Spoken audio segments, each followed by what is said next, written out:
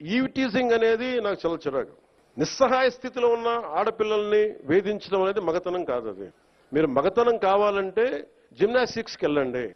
మీరు మగతనం ప్రూవ్ చేయాలంటే దేశం కోసం ఒళ్ళుంచి ఆర్మీలో జాయిన్ అవ్వండి. ఆడపిల్లల్ని ఏడిపించి అది మగతనం అంటే తొక్కి నారత్తిస్తాం, పిచ్చ పిచ్చ వేషాలు వేస్తాం.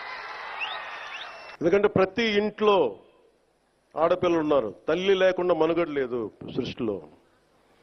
మీరు ఆడబిడ్డలకి పోలీస్ శాఖ కూడా నేను చాలా బలంగా చెప్తా ఉన్నాను. ఇంకొకసారి నాకు ఈవ్ టీజింగ్ అనేది నాకు కనిపించకూడదు పిఠాపురంలో.